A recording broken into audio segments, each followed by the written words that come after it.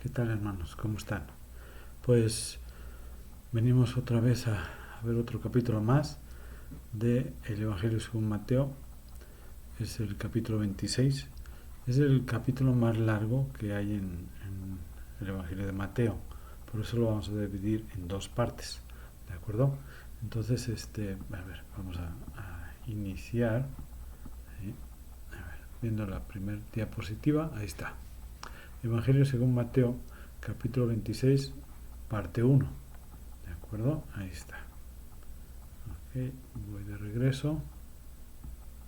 Ahí está. De acuerdo.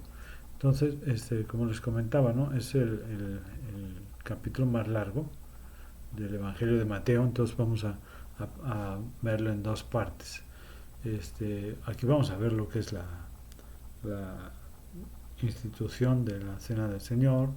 Vamos a ver también el complot o lo que hicieron los judíos, ¿sí?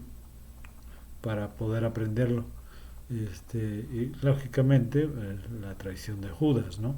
Entonces aquí vamos a ver cómo todo esto se va a realizar. Ya en la próxima semana pues veremos lo que es ya el arresto de Jesús, ¿sí? ¿De acuerdo?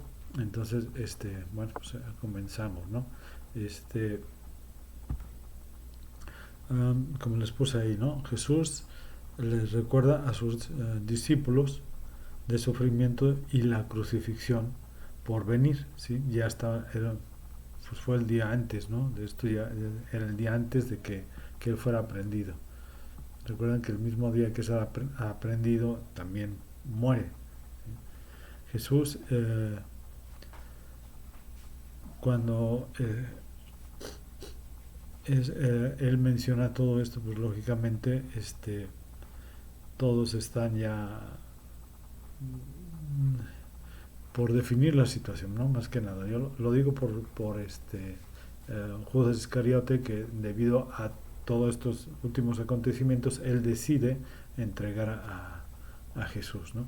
Pero bueno, veamos algunas cosas, ¿no? Por ejemplo, cuando en el Evangelio de Mateo, la enseñanza de Jesús termina aquí. Aquí en este capítulo 26 es donde terminan ya lo que son las enseñanzas hacia los discípulos.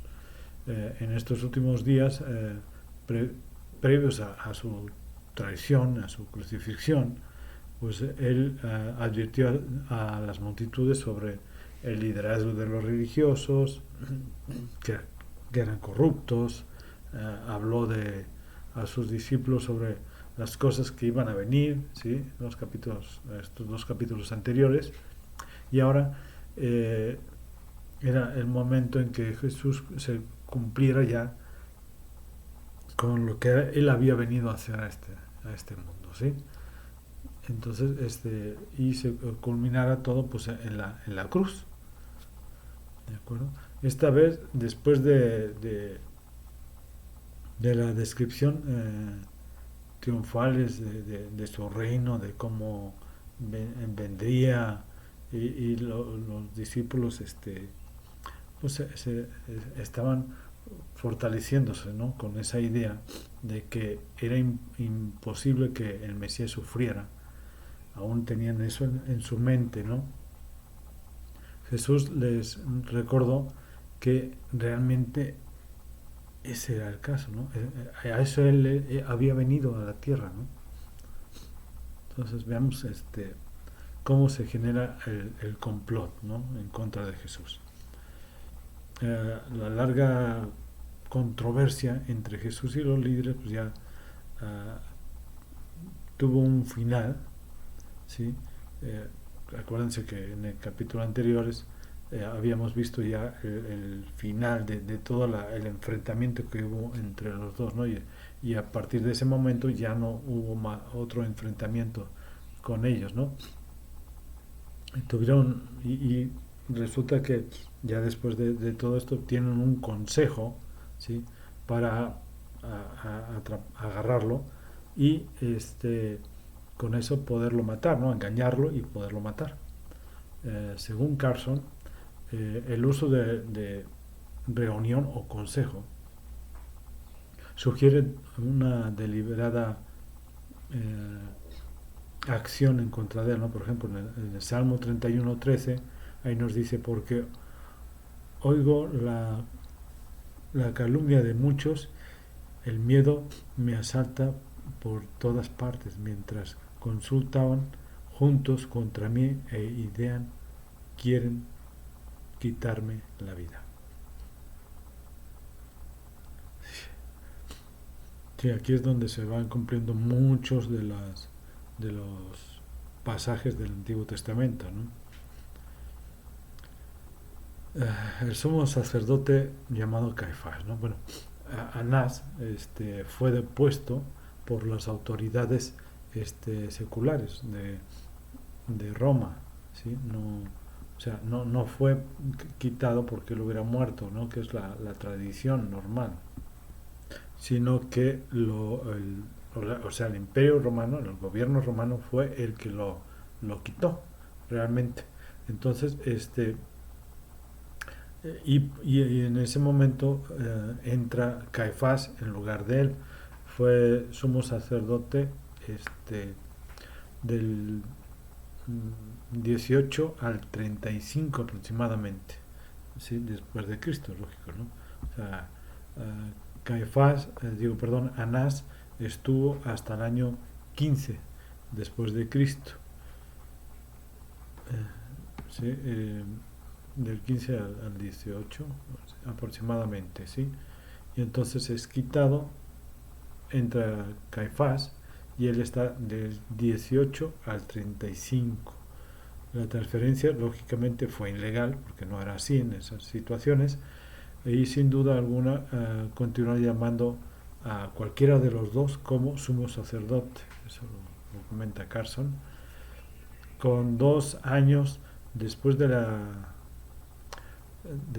crucifixión de Cristo, Caifás y Pilatos también son depuestos por Vitelio, ¿sí? Que fue gobernador de Siria y más tarde fue emperador, ¿sí? Caifás, incapaz de soportar la deshonra, ¿sí? y los remordimientos de lo que había hecho, o sea, de la crucifixión de Cristo, se suicida en el año 35. Esto lo vemos con Josefo en su libro Antigüedades, en el capítulo 18, eso del 2 al 4, lleva que traen unas numeraciones ahí, dice 2-4, ¿sí? Y vemos que, por ejemplo, del año 37 hasta el 67, ¿sí? Hubo por lo menos 28 sumos sacerdotes, porque eran depuestos y eran quitados, y, o sea, pues dependiendo del gobernante que estaba, es si lo dejaba o lo quitaba, ¿sí? Bueno, vamos aquí. Ok. Ellos no querían matar a Jesús durante la Pascua, ¿se acuerdan? Dice, pero no durante las fiestas, ¿no? Si se acuerdan, ¿no? Pero pues así exactamente es como sucedió. Esta era la obra de iniciada, sutil, ¿sí? Una obra sutil realizada por Jesús. Eh, Tuvo él el control de todos los acontecimientos realmente, ya que de hecho lo mataron el mismo día que no querían hacerlo, ¿no? O sea, el día de la Pascua fue el día que lo mataron. ¿Eh? Y vamos a ver esto de una mujer unge a Jesús antes de su muerte, ¿sí? Ok, sí, es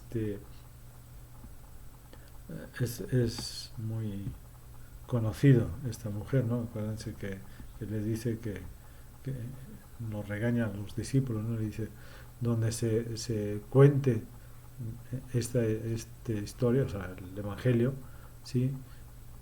Se mencionará a esta mujer, ¿no? Sí, lleva un frasco de perfume, que era muy caro en aquel entonces. Son unos perfumes, una botellita con con con un cuello muy largo, ¿sí? Terminado en punta. Lo que hacían era romperlo y ya ungían a la persona. ¿Sí? Normalmente esto se usaba para las nupcias o para alguna otra cosa muy importante, debido a que realmente eran muy caros. ¿Sí? Entonces, por ejemplo, en Juan 12, ahí nos menciona que esta mujer es María, la hermana de Lázaro, si se acuerdan, ¿no? Que resucitó Jesús, ¿sí? Y Lázaro y Marta, ¿de acuerdo? María, que se sentó a los pies, ¿se acuerdan que dice en Lucas 10:39? Hizo esta extravagante muestra de amor y de devoción a Jesús, del Señor Jesucristo. ¿Sí? Vimos que Franz nos dice, Simón el leproso, tal vez uno a quien Jesús había sanado, pero cuyo apodo permanecía como recordatorio de la enfermedad que había tenido, ¿sí? Recibió a Cristo y a sus discípulos para la cena, ¿sí? Los discípulos criticaron realmente esta muestra de amor y honor para Jesús, ¿no? Para nuestro Señor.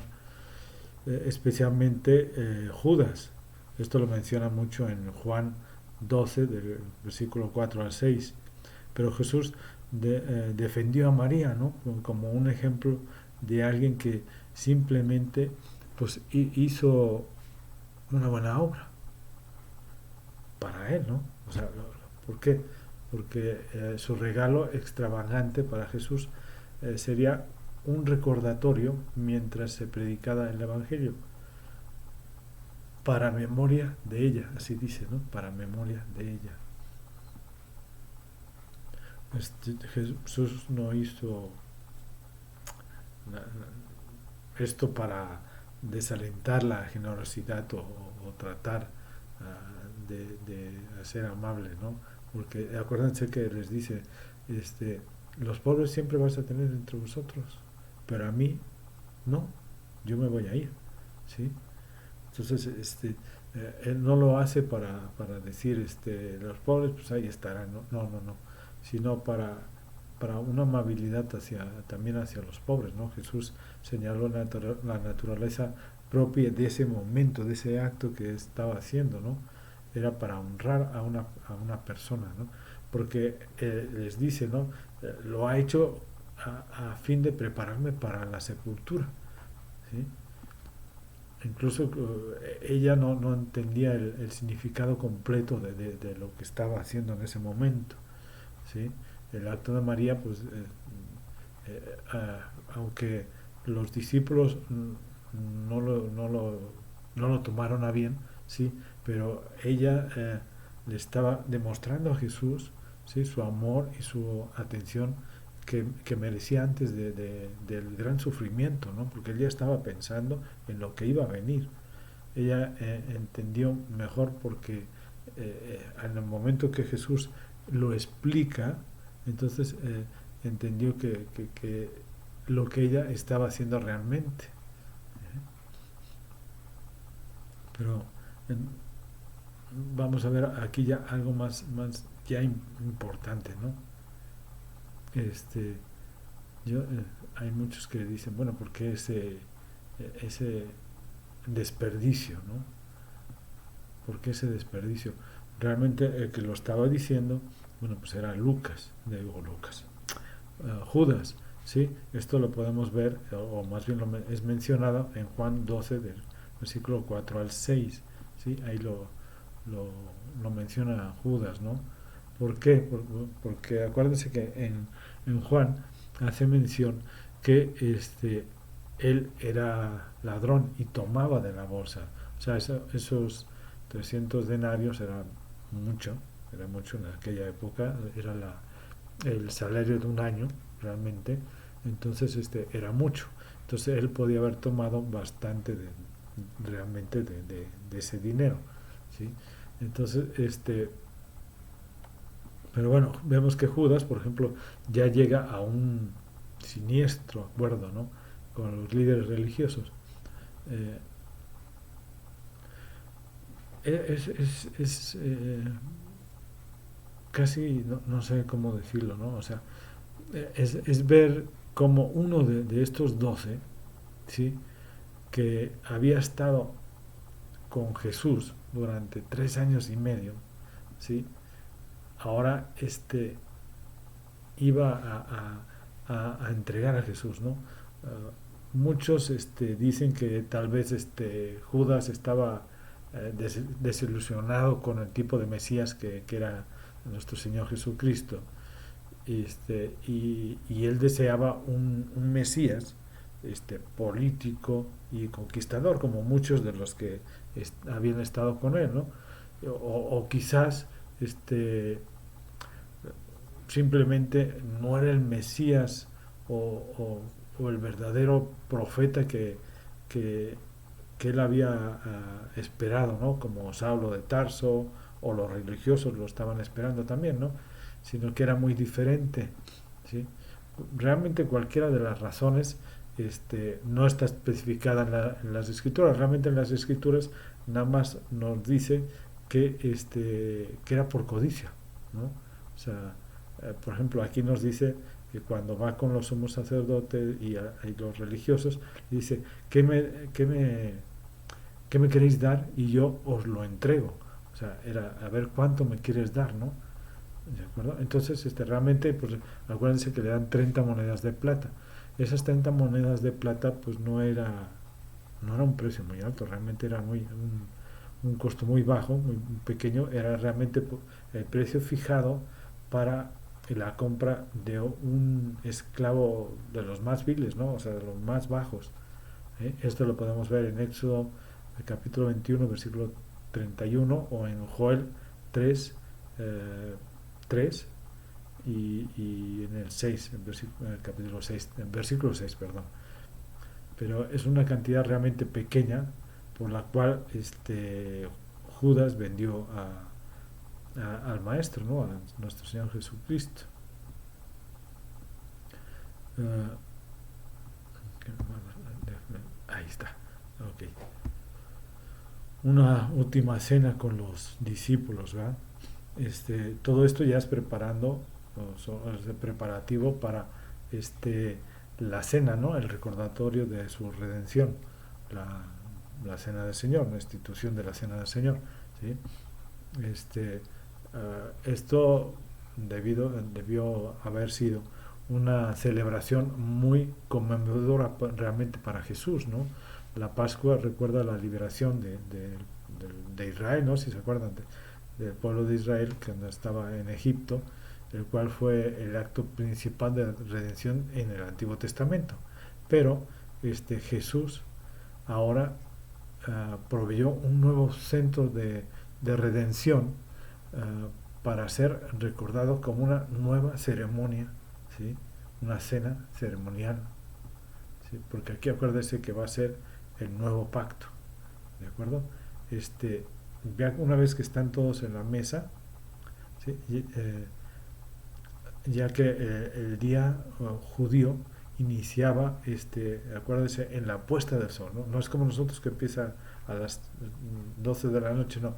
Ellos eran a las 6 de la tarde que empezaba la puesta del sol, ¿de acuerdo? Entonces Jesús comió la Pascua y incluso fue asesinado el mismo día, ¿sí?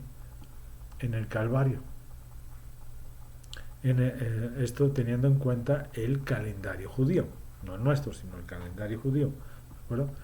Sin embargo, sería incorrecto decir que no hubo un cordero de Pascua, ¿no? En la última cena, sino que Jesús y sus discípulos, él fue realmente el cordero de Pascua, ¿sí? Aunque ellos tomaron todo igual que en la cena, ¿no? Recuérdense que Pablo se refiere después él como nuestra Pascua, que es Cristo, fue sacrificada por nosotros en 1 Corintios 5:7. Jesús le da a Judas una nueva oportunidad, ¿no? Una última oportunidad para arrepentirse. Es lo que vemos ahí en ese momento, ¿sí? En medio de la cena de la Pascua, Jesús hace un anuncio sorprendente, ¿no? Y les dijo a sus discípulos, a todos, ¿sí? Que uno de ellos lo iba a traicionar, ¿sí? Entonces, Jesús dijo esto no para señalar al discípulo específico, ¿sí?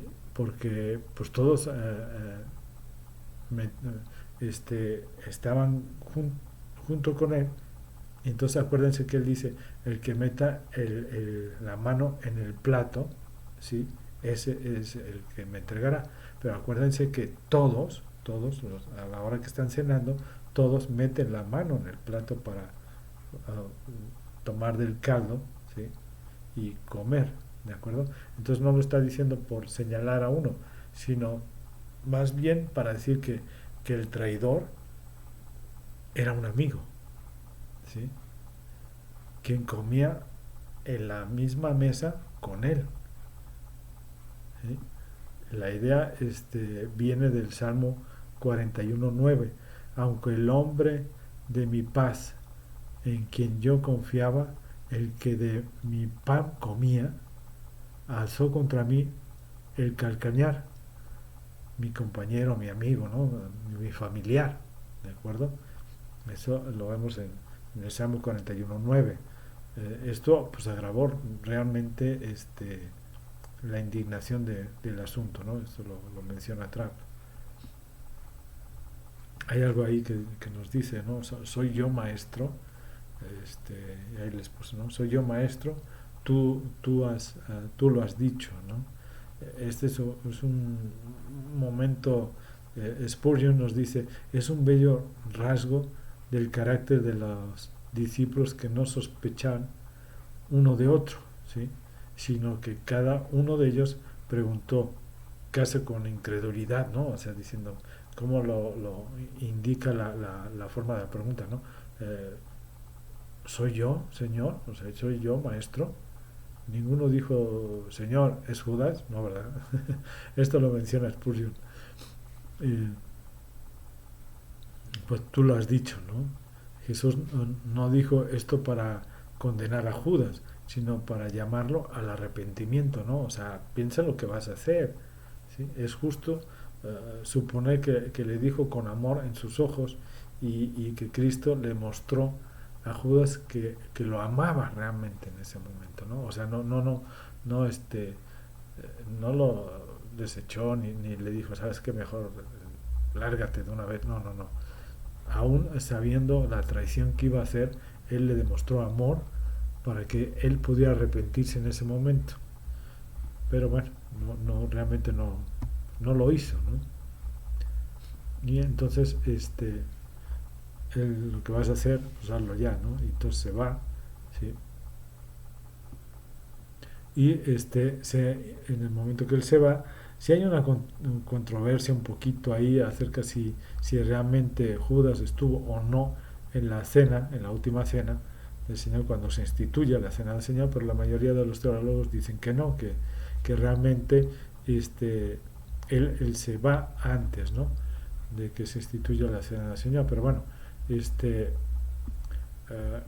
vemos que mientras lo que es la cena y todos están comiendo, pues en algún momento durante ese momento, antes o después de la cena, Jesús lava los pies de los discípulos. Juan 13, del versículo 1 al 11. Después de esto, Judas se fue. Se supone, ¿sí? Que a él sí le lava los pies a él también. Esto lo vemos en Juan 13:30. Entonces Jesús dio su discurso, o sea, vemos dentro de lo que Mateo lo reduce mucho, ¿sí? Pero bueno, Juan lo vemos más detallado, ¿no? Entonces Jesús dio el discurso extendido con sus discípulos y la oración a Dios el Padre que se describe en Juan 13, del versículo 13:31 al capítulo 17, versículo 26. Ahí está toda la oración, ¿no? Que hace de los discípulos al Padre. ¿De acuerdo? Entonces, a ver, es que me faltó aquí, ¿no? Ahí está. Instituciones, no se había movido, perdón, ahí estamos, ¿no? Entonces, Jesús toma del pan y lo bendice y lo partió, ¿no? Se los puse, ¿no? Eso es cuando el pan fue tomado en la Pascua, el principal de la cena, o sea, es la tradición, ¿no? Este es el pan él mencionaba, ¿no? Y me imagino que Jesús también lo ha de haber dicho en ese momento, pero más bien lo tenía que haber dicho en ese momento, pero instaura una nueva forma de cena, ¿no? Porque en aquel entonces lo que decían es, este es el pan de aflicción que nuestros padres comieron en la tierra de Egipto, que cualquiera que tenga hambre venga y coma, que cualquiera que tenga necesidad venga y coma de la cena de Pascua, ¿sí? Todo lo que se comía realmente en la cena de Pascua pues tenía un significado simbólico, ¿sí? Por ejemplo, las hierbas amargas evocaban la amargura de la esclavitud, ¿sí? El agua salada recordaba las lágrimas derramadas bajo la opresión de Egipto. El plato el principal de la cena, que era el cordero recién sacrificado en el hogar en particular que se estaba comiendo, realmente en ese momento no tenía un simbolismo, ¿no?, real, pero no, o sea, no significaba una agonía con Egipto realmente, sino que tenía que ver con la salvación de esa familia, ¿sí? O sea, lógicamente evocando a Cristo, ¿sí?, como el cordero sacrificado, ¿sí? Pero no tenía realmente la conexión con Egipto, sino que era la conexión con la salvación más bien con Cristo, ¿sí? A eso se refería. Bueno, la Pascua realmente fue donde se instituye nuevamente un nuevo pacto, ¿sí? Y vemos ahí que él les dice tomad y comed, ¿no? Este es mi cuerpo, y luego tomad y bebed, que este es mi sangre del nuevo pacto, ¿sí? Jesús no dio la explicación acostumbrada, lo que le acabo de mencionar ahorita, ¿sí?, del significado de los alimentos. Él reinterpretó, ¿sí?, interpreta a sí mismo, y el enfoque ya no estaba en el sufrimiento de Israel en Egipto, sino en el sufrimiento que Jesús estaba por pasar, ¿sí?, en el momento que él iba a llevar el pecado de todos nosotros, ¿sí? Mientras comían el pan, ¿sí?, o realmente cuando tomamos la cena del Señor, ¿sí?, cuando tomamos ese pan, pues debemos de recordar cómo Jesús fue quebrado, atravesado, golpeado por nuestra redención, ¿sí?, para nuestra redención. Mientras bebemos la copa, debemos de recordar que su sangre, ¿sí?, su vida, fue derramada en el Calvario por todos nosotros. Es el nuevo pacto, ¿no? Realmente ok, ahí estamos, ¿no? Notablemente Jesús anuncia la institución del nuevo pacto en ese momento, ¿sí?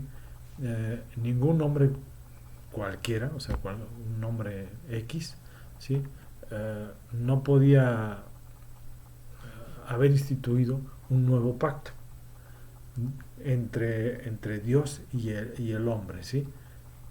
Pero Jesús sí, porque él era Dios hombre. Él tenía la autoridad para establecer un nuevo pacto, sellado con su propia sangre, ¿sí? Así como el antiguo pacto fue sellado con sangre, ¿sí? En Éxodo 24:8, aquí se instituía el nuevo pacto con su propia sangre. Por eso él tenía la autoridad para poderlo hacer. Lógicamente se refiere a una transformación interna que nos limpia de todo pecado, ¿sí?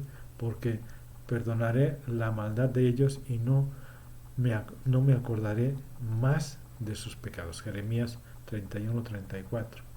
Esta transformación pone la palabra y la voluntad de Dios en nosotros. Daré mi ley en su mente y la escribiré en sus corazones. Jeremías 31:33. Este pacto se trata de una nueva relación cercana con Dios. ¿Sí? ¿Por qué? Porque tenemos una relación íntima con nuestro Señor. Yo seré a ellos por Dios y ellos serán por pueblo. Ellos me serán por pueblo, perdón. Jeremías 31:33. Entonces, el entendimiento preciso de estas palabras de Jesús, al decir este es mi cuerpo, esta es mi sangre, ¿sí? Ha sido realmente una controversia teológica, ¿saben? Entre cristianos. ¿Por qué? La Iglesia católica romana, por ejemplo, mantiene la idea de la transubstanciación, la cual señala que el pan y el vino realmente se convierten en el cuerpo y sangre de Jesús, ¿sí? Por ejemplo, Martín Lutero sostuvo la idea de la consubstanciación, la cual señala que el pan permanece pan y el vino permanece vino, pero por fe son lo mismo que el cuerpo real de Jesús. Lutero no creyó en la doctrina católica romana de la transubstanciación, pero no se alejó mucho realmente de ella, ¿no?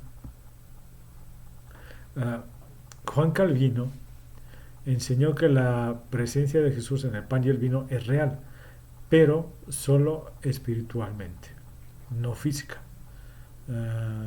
Zwinglio, ¿sí? Enseñó que el pan y el vino eran símbolos importantes que representaban el cuerpo y la sangre de Jesús. Cuando los reformistas suizos debatieron el asunto con Martín Lutero en Marburgo, Alemania, hubo gran contención, o sea, hubo una discusión muy fuerte y Lutero insistía en algún tipo de presencia física, porque Jesús dijo, esto es mi cuerpo. Él insistía una y otra vez inscribiendo, lo iba escribiendo en el terciopelo de la mesa, ¿no? Escribía hoc et corpus meus, o sea, esto es mi cuerpo, escrito en latín. Él continuaba haciéndolo, ¿no? Es que él puso así y dijo esto y esto, ¿no? Pero Zwinglio respondió que Jesús también dijo, yo soy la vid, yo soy la puerta. Pero entendemos que lo que estaba diciendo pues era una alegoría, ¿no? O sea, realmente él no era la vid, o sea, no era una vid, no era una puerta, era Jesús, ¿no? ¿Sí? Pero Lutero era tan férreo en esto porque lo veía como un asunto de creer la palabra de Cristo, y porque pensó que Zwinglio pues estaba un poco comprometido con Calvino, ¿sí? Dijo que el otro era otro espíritu y que no era el mismo, o sea, el que decía de la viña y la puerta no era el mismo espíritu que el del pan, ¿sí? Irónicamente Lutero después leyó los escritos de Calvino, ¿sí? Y sobre la cena, acerca de la cena del Señor, los cuales eran esencialmente los mismos que les habían estado explicando en este reunión que tuvieron, ¿sí? Y pareció estar de acuerdo con, o al menos aceptar, ¿sí? La opinión de Calvino. Nunca lo realizó o lo pensó como tal, pero sí lo aceptó, ¿no? Que podían pensar en esa forma.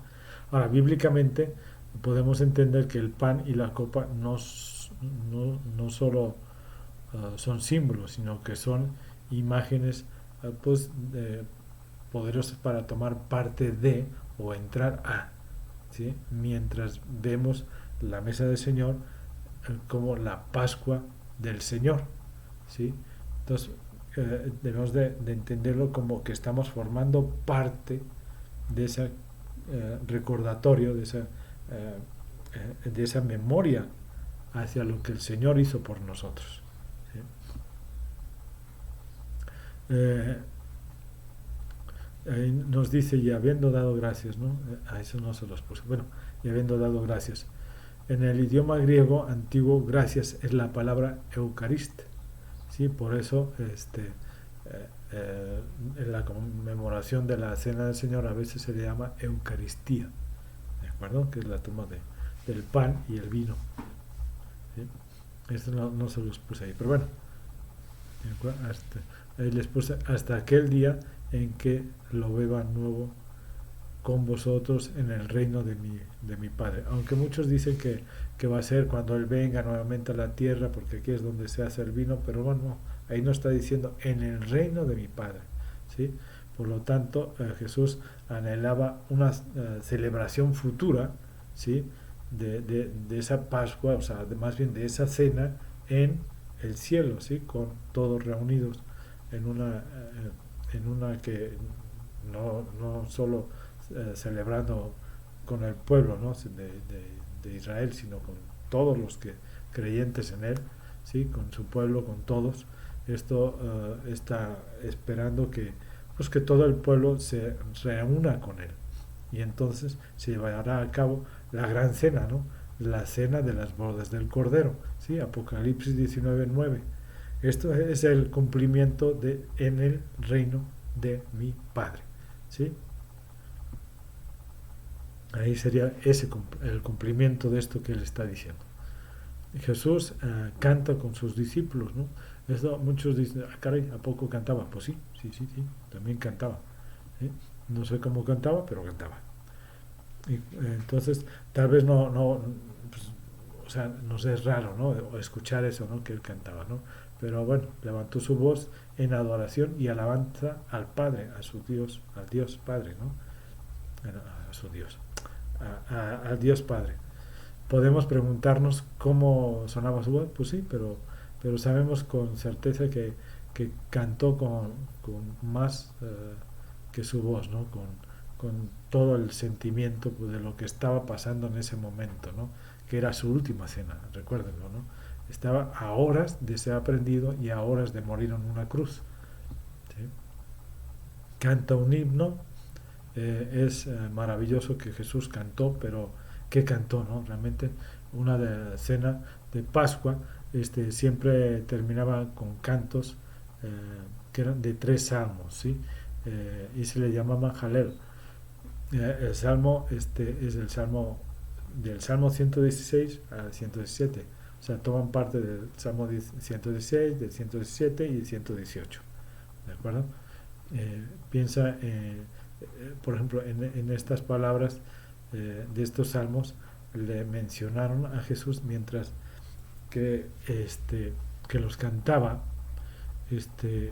venía a su mente por la noche antes de la crucifixión, ¿no?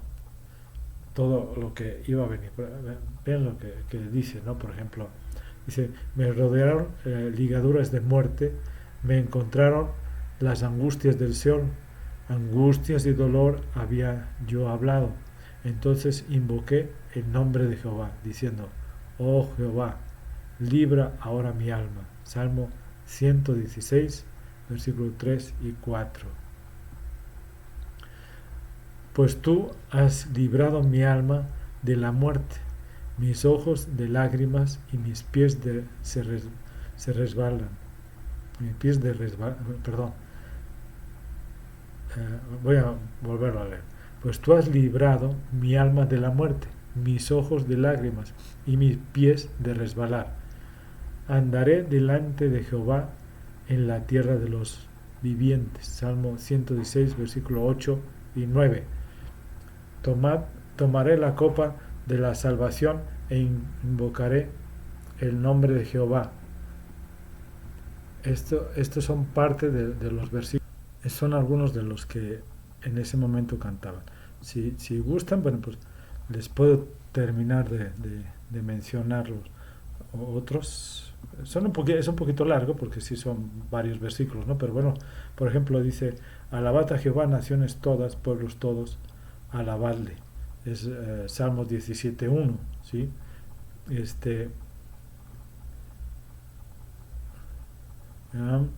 No moriré, sino que viviré y cantaré la obra de Yah. Ya, acuérdense que es la abreviación de Jehová, ¿sí?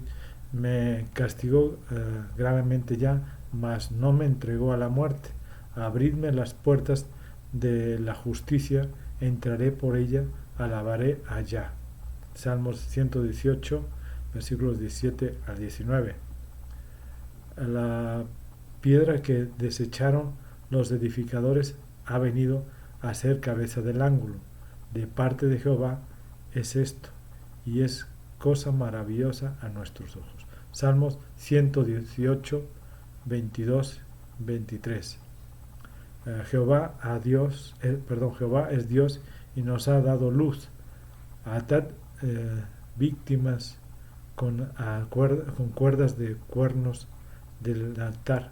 Mi Dios eres tú, y te alabaré. Dios mío, te exaltaré. Salmos 118, versículos 27 y 28.